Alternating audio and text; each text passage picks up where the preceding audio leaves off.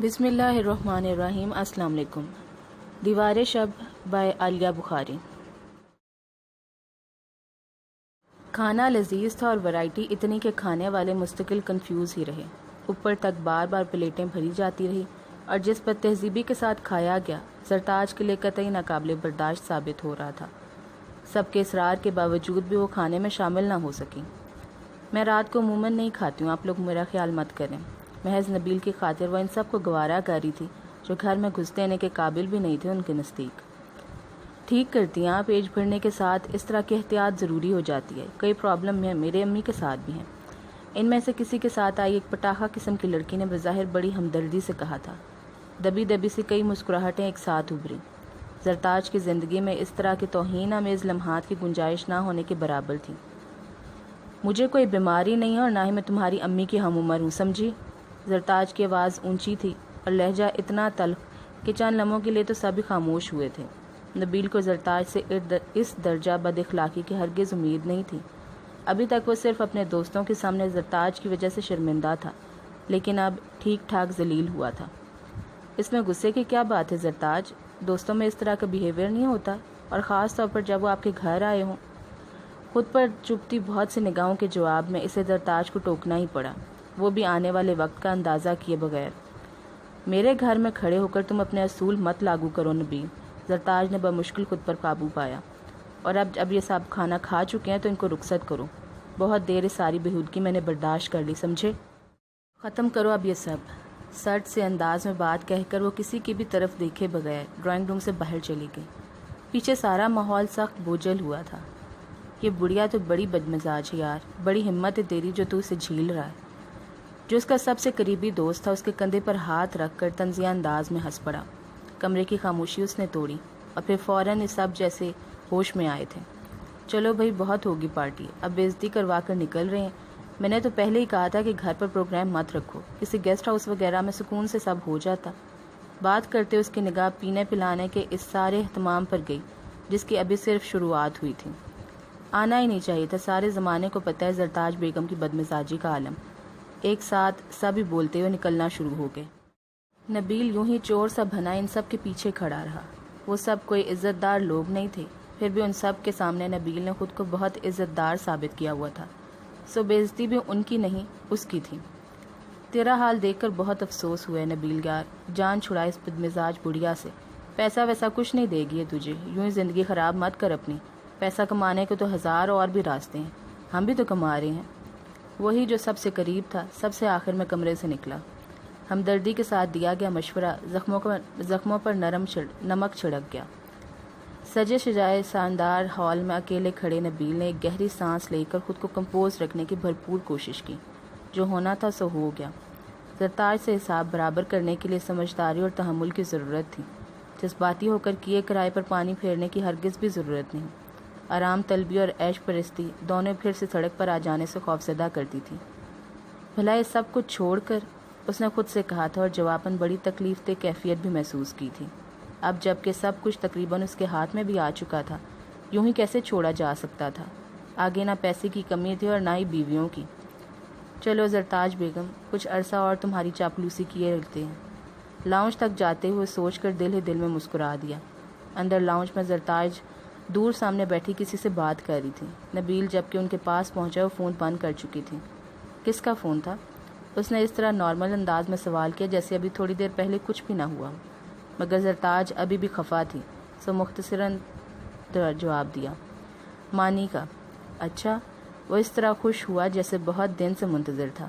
ٹھیک تو ہے نا، مجھ سے بھی بات کروا دیتی۔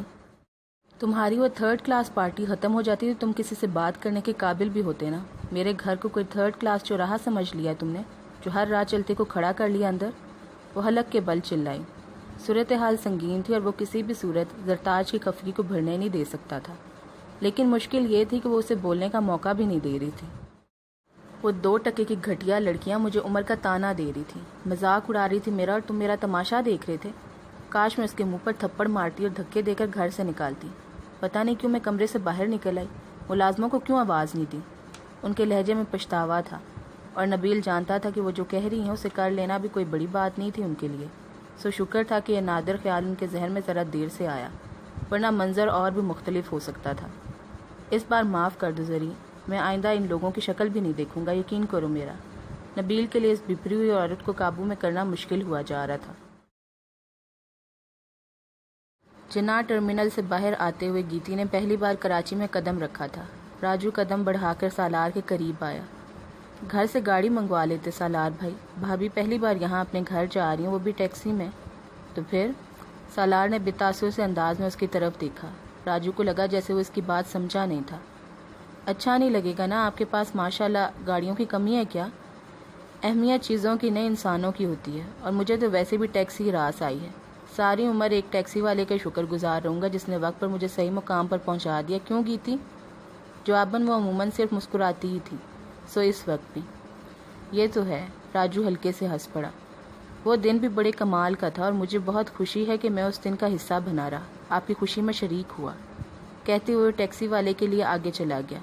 سالار نے گیتی کی طرف دیکھا، اس کی نظر اعتراف میں تھی۔ نیا شہر، نئی زندگی، نیا موسم۔ یہ شہر بہت بڑا ہے، تمہاری امید سے بھی زیادہ۔ رہو گی تو خود ہی اندازہ ہو جائے گا۔ وہ یوں ہی سرسری سے انداز میں تبصرہ کرتے اس کا بازو تھام کر سامنے کھڑی ٹیکسی کی طرف بڑھ گیا۔ روشنیوں سے چمکتا دمکتا ایئرپورٹ رونقوں سے پر تھا، پھر بھی وہ لمحے بھر کے لیے اداس ہوئی۔ نگینہ، امی، نانی، سندل، شامہ اور بہت سے دوسرے۔ سنیں؟ ٹیکسی میں بیٹھنے سے پہلے اس نے سالار کو متوجہ کیا۔ وہ بیگ ٹیکسی میں رکھ رہا تھا۔ چونک کر اس کی طرف دیکھنے لگا۔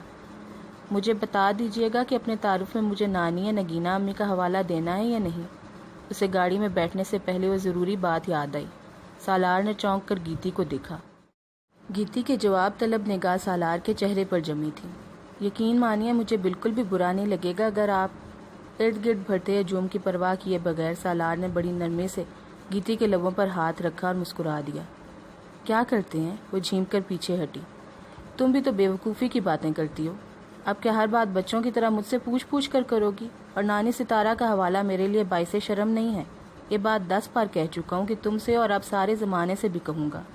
ہاں، یہ الگ بات ہے کہ اب ہم جہاں جا رہے ہیں وہاں موجود لوگوں کو صرف اس بات سے فرق پڑتا ہے کہ تم میری بیوی ہو، سمجھی؟ وہ بہت خوش دکھائی دے رہا تھا اور اس سے بڑھ کر کچھ بھی اہم نہیں تھا۔ راجو ٹیکسی کا دروازہ کھولے منتظر تھا۔ راستہ خاموشی سے کٹا۔ وہ پوری محویت سے باہر تیزی سے بھاگتے مناظر کو دیکھے گئی اور سالار اسے۔ کراچی بہت بڑا شہر ہے، میرے اندازوں سے بھی کہیں زیادہ۔ یہاں تو اگر کوئی کھو جائے تو اس کا ملنا بھی مشکل ہے۔ جب وہ گھر سے کچھ دور ہی رہ گئے تھے، گیتی نے اس کی طرف دیکھ کر کہا تھا۔ اس کے انداز میں بچوں کا سا اشتیاق اور حیرت تھی، مگر وہ کچھ بجھ سا گیا۔ شاید وہ خیام کے بارے میں سوچ رہی ہے۔ دل میں بڑا بے ساختہ سا خیال آیا تھا۔ گیتی اپنی بات کہہ کر پھر سے باہر متوجہ تھی۔ اس کے چہرے پر پھیلا اطمینان سالار کو شرمندگی میں مبتلا کرنے لگا، مگر اندر کہیں اندر چبھن سی باقی ہی رہتی تھی۔ گیٹ پر کھڑا گارڈ نیا تھا، مگر سالار کے تحکم بھرے انداز پر گیٹ فوراً کھلا تھا۔ ٹیکسی گھر کے بڑے سارے کھلے ہوئے گیٹ میں داخل ہوتی چلی گئی۔ رات گہری ہو رہی تھی اور لان اور پورچ وغیرہ کی ساری لائٹیں روشن تھیں۔ گیتی نے اترتے ہوئے ایک سادہ سی نگاہ اطراف میں ڈالی۔ یہاں آنے سے پہلے مکینوں کا جو تعارف اسے سالار کی زبانی حاصل ہوا تھا، وہ دل پر ہلکا سا سہم طاری کر گیا تھا۔ ملازمین میں ایک دم سے سرگرمی سے جاگ اٹھی۔ زیادہ تر لوگ ان تھوڑے سے دنوں میں ہی پھر سے بدل گئے تھے، مگر ان میں جو اکا دکا پرانا باقی تھا وہ یہاں سالار کا تعارف دے چکا تھا۔ راجو سامان لے کر اندر جا چکا تھا۔ زرتاج کا بی پی تھوڑی دیر پہلے ختم ہونے والی نبیل کے دوستوں کی پارٹی کے صدقے تیزی سے ہائی ہوا تھا۔ دل بھر کر چیخنے چلانے کے بعد وہ ابھی تھوڑی ہی دیر پہلے اپنی دوا لے کر لیٹی تھی کہ لاؤنج میں سے لوگوں کی چلنے پھرنے کی آوازوں نے دخل اندازی شروع کی۔ کیا دماغ خراب ہو گیا ان لوگوں کے؟ کون ہے اس وقت؟ بڑے کرخت لہجے میں کہتے ہوئے اٹھ کر باہر آئی۔ نبیل پھرتی سے اٹھ کر کھڑا ہوا۔ میں دیکھتا ہوں تم آرام کرو، شاید ملازم ہیں۔ ہاں، میرے گھر کی یہی اوقات رہ گئی کہ تمہارے سڑک چھاپ دوست اور نوکر چاکر بے تکلفی سے گھومتے پھریں یہاں۔ ان کی کڑواہٹ اور بھی بڑھی۔ نبیل کو عافیت اسی میں محسوس ہوئی کہ وہ بغیر کچھ کہے کمرے سے نکل جائے۔ لاؤنج سے اوپر جاتی سیڑھیوں پر سے راجو سامان اٹھائے جا رہا تھا اور باہر کے داخلی دروازے سے مزید 2 ملازم بھاری بیگ سنبھالتے ہوئے اندر آ رہے تھے۔ کیا ہے یہ سب؟ کس کا سامان ہے؟ بغیر پوچھے اندر کیسے لائے ہو تم لوگ؟ گھر پر اس کا مالکانہ احساس زرتاج سے بھی کہیں زیادہ بڑھ چکا تھا، سو وہ بہت دل ملا کر آگے بڑھا۔ دونوں ملازم سہم کر رکے تھے، تبھی سیڑھیوں پر کھڑے راجو نے انہیں آواز دی۔ رک کیوں گئے ہو؟ اوپر سامان لے آؤ۔ نبیل نے چونک کر اس کی طرف دیکھا، مگر وہ اس کے بجائے ملازموں کی طرف دیکھ رہا تھا جو اس کے حکم پر فوراً ہی آگے بڑھ چکے تھے۔ نبیل کا حکم راجو کے آگے رد ہوا تھا۔ تمہارا دماغ کیا بالکل ہی خراب ہو گیا راجو؟ تمہیں اندر آنے کی اجازت کس نے دی؟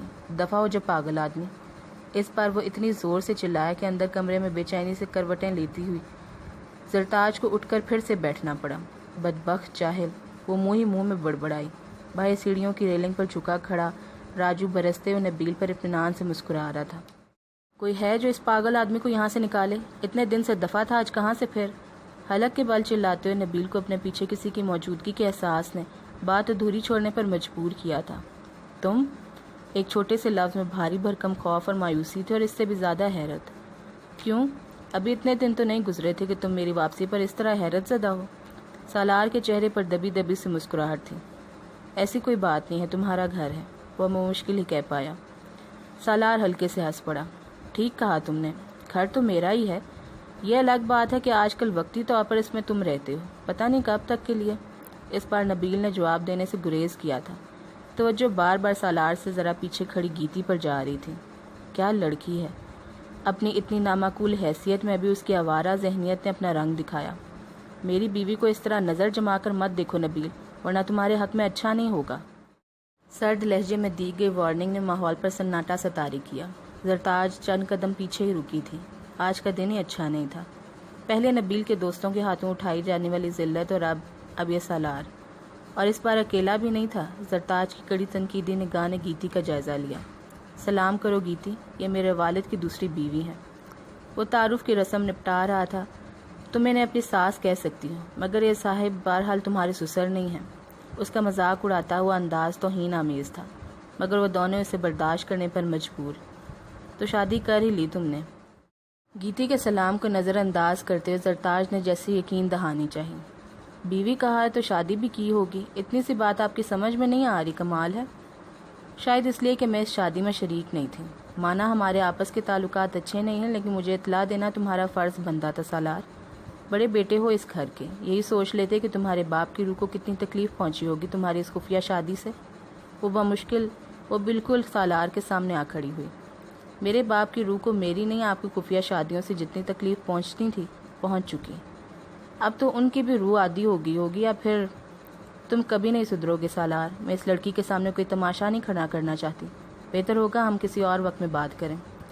تیزی سے بات کاٹ کر وہ کہتے ہوئے مڑنے لگی۔ لیکن ہم جب بھی بات کریں گے ہمارے درمیان یہی باتیں ہوں گی، یہ آپ بھی جانتی ہیں۔ زرتاج نے اسے اپنے پیچھے کہتے ہوئے سنا، مگر اس بار اس کی حکمیت عملی مختلف تھی۔ نبیل اپنے کمرے میں چلو، وہ بہت پرسکون انداز میں کہتے ہوئے اپنے کمرے کی طرف جا چکی تھی، اور ان کے پیچھے نبیل بھی۔ اتنی سی دیر سے خاموش کھڑی گیتی نے دھیرے سے سالار کے بازو کو چھوا۔ کیا ہو گیا آپ کو؟ آتے ہی لڑنا شروع کر دیا؟ حالانکہ ان کی شکایت تو ٹھیک ہی تھی نا، جیسے بھی ہیں آپ پر ان کا حق ہے۔ سالار کے ماتھے پر ہلکی سی شکن آئی۔ حقوق و فرائض کا قصہ اس گھر میں مدتوں پہلے نپٹایا جا چکا ہے گیتی، اب تو ہم صرف حالت جنگ میں ہیں۔ مجھے کچھ بھی یاد دلانے سے پہلے یہ بات ضرور خود کو یاد رکھنا۔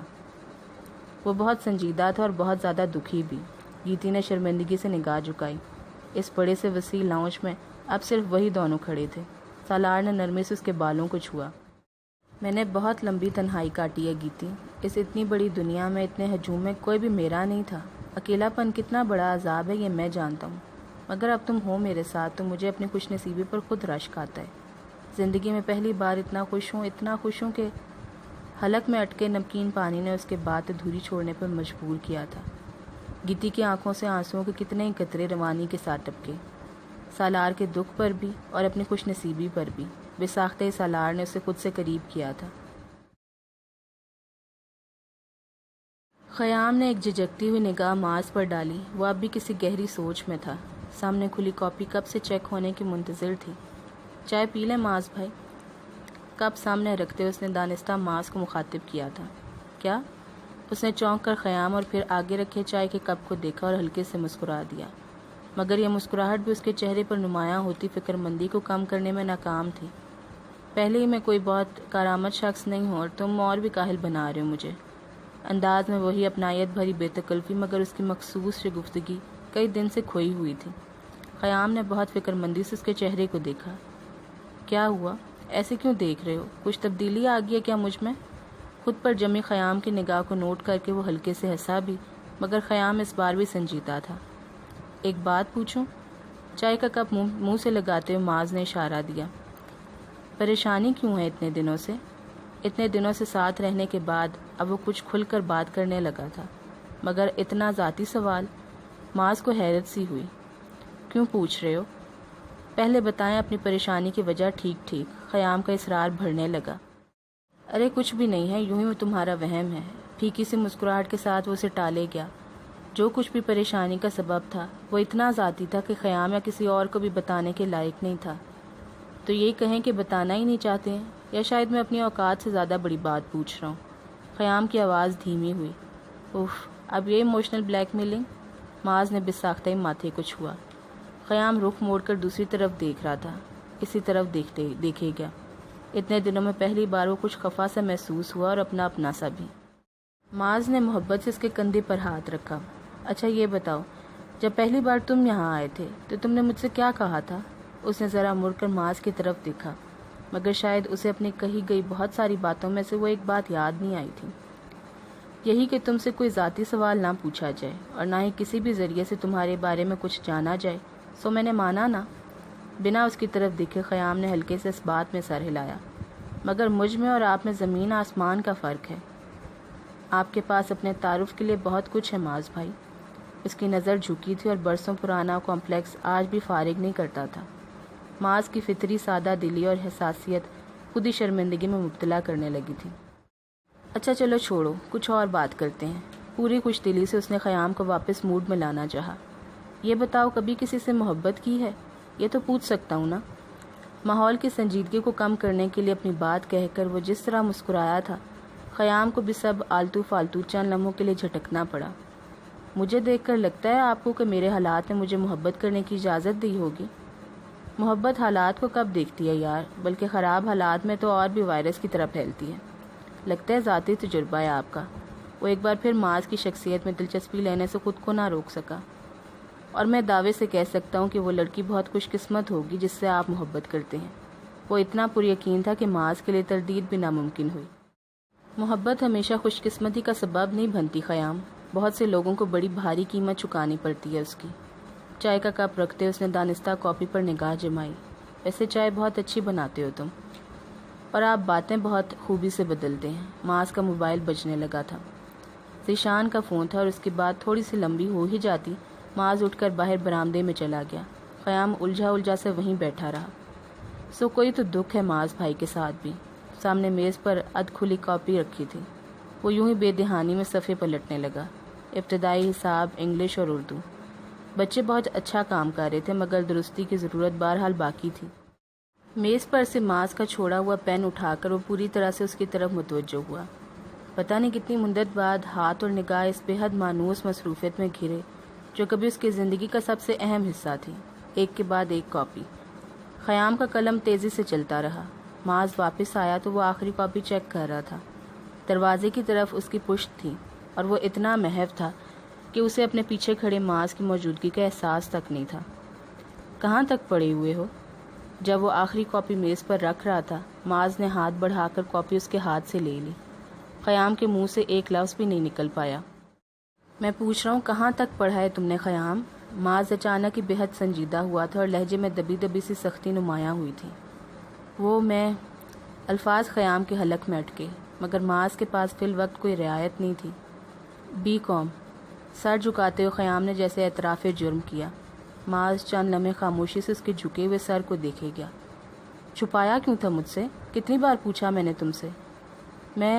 بس ایسے ہی۔ پھر جھوٹ۔ وہ کرسی کھینچ کر بالکل اس کے قریب سامنے بیٹھ چکا تھا۔ یہ کیوں نہیں کہتے کہ یہ سب حقیقت سے فرار کا ہی حصہ ہے؟ مخالف سمت میں اس طرح سر پر دوڑتے رہے ہو کہ تمہیں اپنے کسی نقصان کا احساس تک نہیں رہا ہے۔ وہ بڑی مشکل سے اپنے غصے کو کنٹرول کر رہا تھا، ورنہ دل تو یہی چاہ رہا تھا خیام کو ایک آدھ تو ضرور ہی کس کر لگا دے۔ میرے لیے نفع نقصان برابر ہے، کوئی فرق نہیں پڑتا مجھے، مگر آپ نہیں سمجھیں گے، اس لیے رہنے دیں۔ معاذ کے غصے نے اسے صفائی دینے پر مجبور کیا تھا، مگر اس کے چہرے پر پھیلی بے بسی ٹوٹتا ہوا لہجہ کچھ بھی ایسا نہیں تھا جو معاذ کے لیے قابل قبول ہوتا۔ میں تمہاری ایک نہیں سنوں گا، تمہارے ساتھ جو بھی حالات رہے چاہے وہ کتنے ہی تکلیف دہ ہوں، لیکن ایسے ضرور تھے جن میں تم نے گریجویشن کر لیا، آگے بھی پڑھ سکتے تھے اگر گھر سے نہ بھاگتے۔ اپنی بات کہتے اس نے ذرا رک کر خیام کے چہرے کو غور سے دیکھا۔ خیام نے بے ساختہ رخ دوسری طرف موڑا۔ اتنا درست اندازہ، معاذ کے ذہانت پر اسے ایسے ویسے بھی کوئی شبہ نہیں تھا، اور اب یقیناً اگلی بات اس کے آبائی حوالے سے متعلق ہوگی، جو اسے ویسے بھی ہمیشہ ہی اپنے ماتھے پر لکھا ہوا محسوس ہوتا تھا۔ خیام نے اپنی ہتھیلیاں پسینے میں بھیگتی ہوئی محسوس کی۔ کسی لڑکی کا چکر تھا کیا جو گھر چھوڑا ہے؟ معاذ کا ہوا میں چھوڑا ہوا تیر اس پر خطا ہوا تھا۔ خیام نے ایک اطمینان بھری سانس لی۔ میں آپ سے کہہ چکا میرا کوئی گھر نہیں ہے، آپ کو یقین نہیں آ رہا تو آپ کی مرضی، آپ کو برا لگا ہے تو میں یہاں سے چلا جاتا ہوں، آپ ٹینشن مت لیں۔ وہ خود پر قابو پا چکا تھا، سچائی تک پہنچنے کے لیے شاید کچھ اور انتظار۔ معاذ نے اس کے بے تاثر چہرے کو دیکھا۔ اپنی باری آنے پر وہ اسی طرح بے مروتی کا مظاہرہ کرتا تھا، اور کچھ بعید نہیں تھا کہ اب مزید کچھ کہنے پر وہ واقعی اپنا بوریا بستر سمیٹ کر رخصت بھی ہو جاتا۔ اچھا، بیکار کی جذباتیت مت پھیلاؤ، لیکن یہ بی کام کی ڈگری اگر تمہاری کسی کام کی نہیں ہے تو نہ صحیح، دوسروں کو اس سے فائدہ اٹھانے تو سمجھے؟ مطلب؟ خیام واقعی نہیں سمجھا تھا۔ مطلب یہ کہ آج سے تم بچوں کو پڑھاؤ گے، ان کی آدھی سے زیادہ ذمہ داری تمہاری ہے، تاکہ تھوڑی سی فرصت مجھے بھی مل جائے۔ اپنی بات کہتے ہوئے اٹھ کھڑا ہوا۔ سمجھ لو مجھ پر ذاتی احسان ہوگا تمہارا۔ اس نے کمرے میں سے نکلتے ہوئے بات ختم کی۔ کیسی باتیں کرتے ہیں معاذ بھائی؟ خیام کی ساری لاتعلق کی رخصت ہوئی۔ معاذ سے ملی ساری محبت کے جواب میں ایک دڑار اس کی سرد مہری میں بھی پڑی ہی تھی۔ وہ اس کے ساتھ چلتا ہوا باہر برآمدے میں آیا۔ سامنے ساجد کا خوانچہ ابھی بھی رکھا تھا۔ اور یہ خوانچہ اب تم نہیں لے کر جاؤ گے، سمجھے؟ ساجد آ کیوں نہیں رہا آخر اسے لینے؟ معاذ مڑ کر پوچھنے لگا۔ وہ ٹھیک نہیں ہے معاذ بھائی، اب تو 3 دن سے پیسے بھی لینے نہیں آیا، بخار اتر ہی نہیں رہا اس کا۔ کل اس کے محلے کا لڑکا پیسے لینے آیا تھا، اس نے بتایا تھا۔ کب سے بیمار ہے لڑکا، مگر ماں باپ کو ذرا ہوش نہیں ہے۔ وہ فکر مندی سے بولا۔ بہرحال تم نہیں جاؤ گے اب یہ لے کر، ساجد کو جتنے پیسے دیتے ہوں گے روزانہ مجھ سے لے کر دے دیا کرو۔ وہ نہیں مانے گا صاحب معاذ بھائی، اور اس کے باپ کو پتہ چلا تو وہ اور بھی ہنگامہ کرے گا، بڑا خطرناک آدمی ہے۔ مجھے پتہ ہے، معاذ ہلکے سے مسکرایا۔ سر کے پچھلے حصے میں لگی پرانی چوٹ ساجد کے باپ کی خطرناکی کی گواہی تھی، مگر وہ تفصیل بتانے سے گریز ہی کر گیا۔ کل ساجد کو دیکھنے چلیں گے، آج سے تم اپنی نئی جاب شروع کرو بس۔ اس بار وہ خیام کی کوئی بات سننے کے لیے بھی نہیں رکا تھا۔ دادی کا تعامل بڑھتا ہی جا رہا تھا۔ اصل میں تو آپ خود نہیں چاہتی اماں، ورنہ معاذ کو راضی کرنا آپ کے لیے مشکل نہیں ہے، سب سے زیادہ وہ آپ کی سنتا ہے۔ شائستہ اٹھتے بیٹھتے گلا کرنے لگی تھی، مگر دادی کے نزدیک سب ان کی غلط فہمی تھی۔ میں صرف زبردستی کے سودے کی مخالف ہوں، ورنہ کب کا اس سے کہہ چکی ہوتی، لیکن کیا کروں، دل نہیں مانتا اپنے بچے پر اس طرح کا ظلم توڑنے کے لیے۔ لفظوں کی الٹ پھیر کے ساتھ وہ اس طرح کی کئی بیان دے چکی تھی۔ امی کو اور بھی برا لگ جاتا۔ تھوڑی بہت محبت ہمیں بھی ہے ماں سے، مگر اماں سمجھتی ہیں کہ میں اس کا بھلا نہیں چاہتی، دشمن ہوں اس کی۔ ربیہ کچن میں کچھ پکا رہی تھی، تب وہ سلیب کے پاس ٹول پر بیٹھی اپنا دل ہلکا کر رہی تھی۔ بھلا بتاؤ، کوئی ماں اپنی اولاد کا برا کیسے چاہ سکتی ہے؟ ان کی پیشانی پر بل تھا۔ میں بھی تو یہی چاہتی ہوں کہ اب وہ اپنی زندگی میں سیٹل ہو جائے۔ دادی کا ایسا کوئی مطلب نہیں ہے امی، وہ بھی صرف یہی چاہتی ہیں کہ جو بھی ہو معاذ کی مرضی سے ہو، اور ہے بھی ٹھیک بات۔ ربیہ کی توجہ سالن پر تھی، لیکن امی کو تسلی دے گئی۔ اصل میں تو تم، معاذ اور اماں تینوں ہی کی ایک متفقہ رائے بن جاتی ہے کسی بھی معاملے میں، دوسرا چاہے پھر سر پٹک کر مر جائے، مگر محال ہے جو۔ زری اندر آ رہی تھی۔ امی نے اپنے خراب موڈ میں بھی اس بات کا خیال رکھا کہ وہ کچھ سن نہ لے۔ کیا بات ہے؟ زری کے ساتھ وہ زیادہ تر اسی اکھڑ لہجے میں بات کرتی تھی، مگر وہ دن بدن اتنی ڈھیٹ ہوتی جا رہی تھی کہ کچھ بھی کہہ لو کوئی فرق نہیں پڑتا۔ ربیہ باجی کی مدد کرنے آئی تھی، میں نے سوچا ان کی پڑھائی کا خرچ ہو رہا ہے۔ امی کو اس کا احساس سے ذمہ داری بھی کھلا۔ پڑھ لے گی سے خود بھی خیال ہے، اور یہ باجی کب سے ہوگی وہ تمہاری؟ عمر میں 2-4 سال چھوٹی ہے تم سے ربیہ۔ اچھا لگتی نہیں ہے، اسی لیے سوچا کہ۔ ربیہ بے ساختہ ہی ہنس پڑی۔ کوئی بات نہیں زری، تمہارا جو دل چاہے کہہ لیا کرو، 2-4 سال تم بڑی ہو یا میں، کیا فرق پڑتا ہے؟ اتنے مہینوں سے یہاں رہ رہی ہے، اب اسے اپنی کم عمری کا انکشاف ہوا ہے۔ امی بڑبڑاتے ہوئے اٹھ کھڑی ہوئی۔ کچن میں زری کے کرنے لائق کافی کام تھا۔ آج کل ان کی اپنی طبیعت تھوڑی خراب تھی، سو مسالے پسندی سے بھی کام لینا پڑ رہا تھا۔ برتن دھو کر روٹی پکا لینا۔ جی اچھا امی۔ وہ اس طرح خوش ہوئی جیسے کوئی دلی مراد پوری ہوئی ہو۔ اور تم؟ انہوں نے مڑ کر ربیہ کی طرف دیکھا۔ جو میں نے کہا ہے ذرا دیکھ لینا۔